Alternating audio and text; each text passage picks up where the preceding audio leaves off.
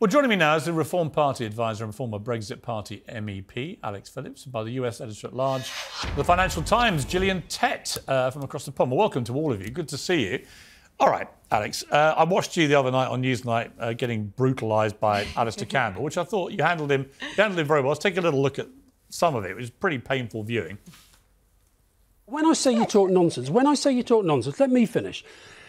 All of those laws that you talked about were enacted by elected British governments and elected British parliaments. The fact that you in Europe couldn't do anything about it underlines that the sovereignty lay here. So all your lies about taking back control, more money for the NHS, sovereignty, immigration, the rest of it, you failed on every I knew you were thing. going to come up with, the money for the NHS. Nothing to do with me, not my campaign. And it's very rich, a man who essentially was part of telling lies to invade a country, to accuse me of dishonesty. I think you might have lost the argument there, my dear, if I may patronise you even more.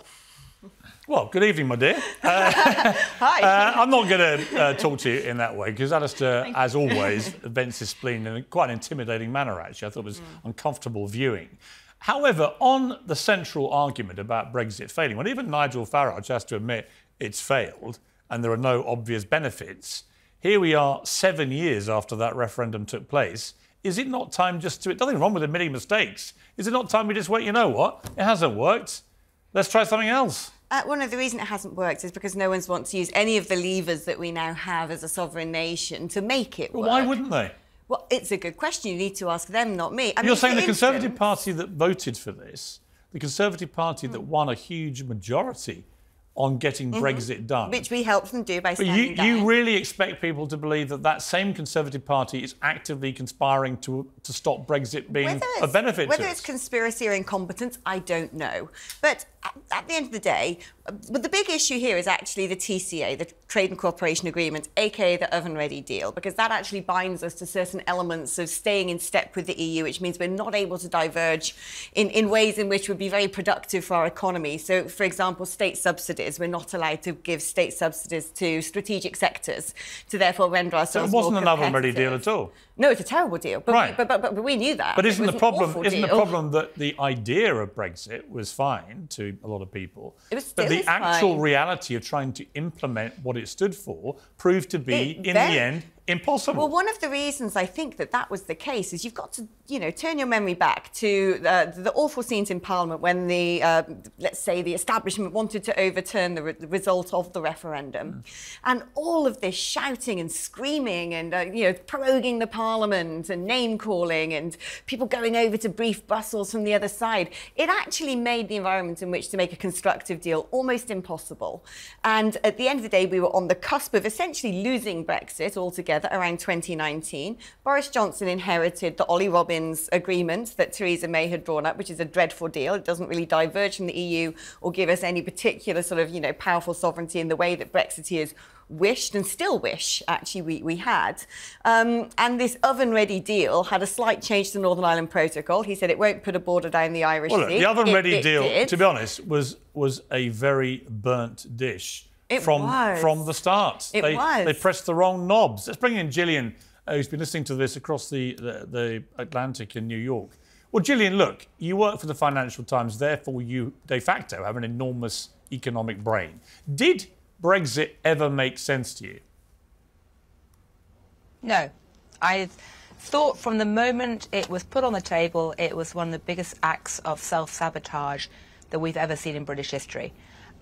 Like you, Piers, when the vote went through, I was very willing to recognise the result of the referendum, even though I thought it was a deeply flawed referendum, and was very much hoping that the idea of Brexit would be translated into a policy for a flexible, nimble, open British economic strategy. In fact, what's happened has been a backward-looking, parochial, paternalistic type of policy that's been, defensive and hesitant. So it's no surprise that Brexit has been nothing short of a disaster for the British economy. It doesn't give me any comfort to say, I told you so. Many people who were involved in international finance and business were saying that, right from the start. But I personally think it's time for a pretty serious rethink. Well, you're not the only one. Because... And I think I should say, sitting on the American side of the Atlantic, You know, many people in America are just baffled that Britain would have ever embarked on this act of self-sabotage and not realised the damage it was going to cause earlier on. And, you know, let's face it, you know, Britain has got the worst performance amongst the G7. It's, you know, got really serious fundamental economic problems now and a real lack of confidence. And apart from the damage that Brexit has done to the trading links and the competitiveness, the fact it's distracted politicians and policymakers and voters from really core issues around where Britain is going in the future with its economic strategy is tragic as well. Yeah, well, you're not the only one who's expressing concern about this. The most recent YouGov poll says 53% of UK voters now think Brexit was the wrong decision. Nearly a fifth of Leave voters think it was wrong to vote for Brexit. 65% of people think the government's handling the UK's exit from the EU badly. Polling shows that 50% want to rejoin the EU, and so on and so on. It's estimated that Brexit's costing the UK £1,000 per household and has cost the UK £29 billion in business investment. That's according to the Bank of England. Maybe costing the UK economy £100 billion a year, according to Bloomberg. I mean, you put all this together, I guess the obvious question is, you know, we did reverse our decision after 40 years, didn't we? To, you know, the Europe decision was only 40 years old. Why can't we reverse it again? It's been 7 years since this referendum. Are we not a big enough, a mature enough country to say, actually, this hasn't worked and to perhaps have another referendum? I mean, why not? Well, I personally would argue the answer to that is yes, we should. I know it would be disruptive and distracting again, but I think that it would certainly get a sense of whether the population, the country, actually wants to stick with this Brexit course or not going forward. But I appreciate that, you know, there are plenty of people who say don't try and open that can of worms right now. It's going to be too destructive and too distracting.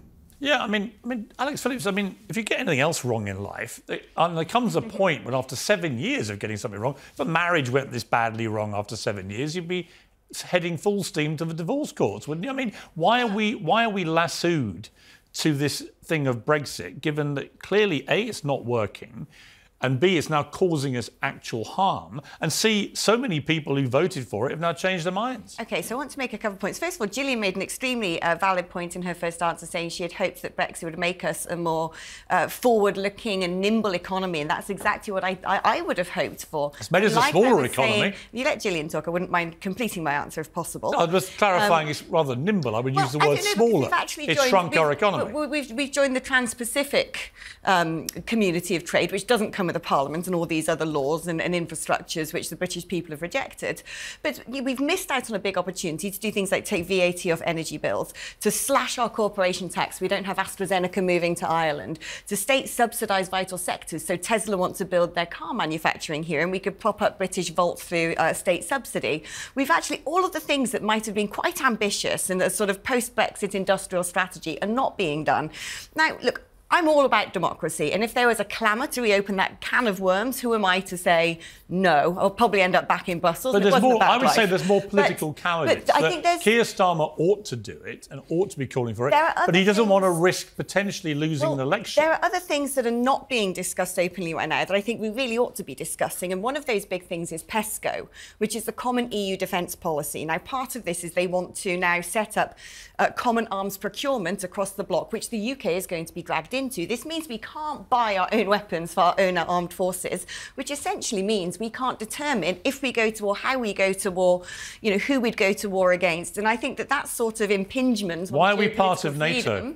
Well, NATO is very important, and I'll tell you. Why are we part of an organisation like NATO, given that you clearly believe we're so much better on our own, and so much stronger militarily? We're not, though, are we? I didn't say that. We're actually a member of NATO. And NATO is absolutely vital. And if you speak to people from the intelligence sectors and from the armed forces, in fact, very senior people here, they think that the EU's plans to set up PESCO are disastrous and a direct threat to NATO. Right, but let me ask you, what would it take for you to change your mind? What it would take for me to change my mind is the EU being a trading bloc, not this thing that imposes its own social legislation, that imposes foreign affairs legislation. So you could be persuaded. You could be persuaded to go back into the EU. Well, but not on the terms of free movement. But you could. Not on the terms. Hypothetically, you could. Trading bloc only. Okay, well, we're getting somewhere. Nothing wrong with Nigel trade. Farage admits it's a failure. You admit you could see us going back in. I think we're moving in the right direction. I can't see us going back in. Gillian, I think we're making progress live on air here. Can I say one thing, which is that one of the reasons I think it is actually worth thinking about having another vote was that the biggest tragedy, perhaps, of the last vote, the referendum, was that many young people in Britain didn't bother to vote. It's their fault. It's tragic. I would very much hope if there was another referendum that they would vote. Because, frankly, Brexit matters far more to their future than someone who's old and crumbly like me.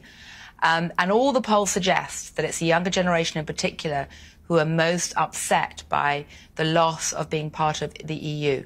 And so I think that's actually a reason to actually have another vote at some point, a referendum, to make sure we hear the younger voice properly, because they matter.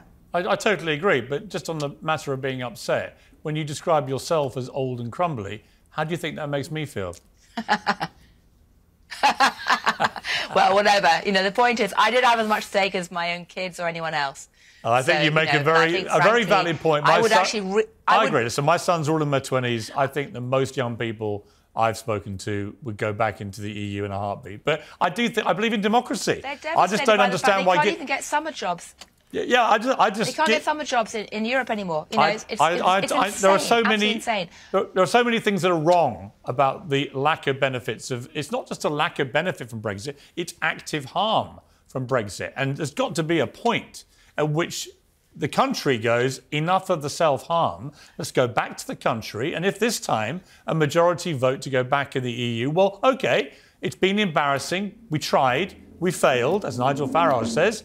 We move on. Got to leave it there. Gillian, I've got to stop you mid-flow, I'm afraid. We're going to a break, but great to have you on the programme, as always. Great to have you, Alex, and I think we conducted ourselves in a more rational and grown-up way than you had to endure the other night with Mr Campbell, the beast of Scotland. Good to see you.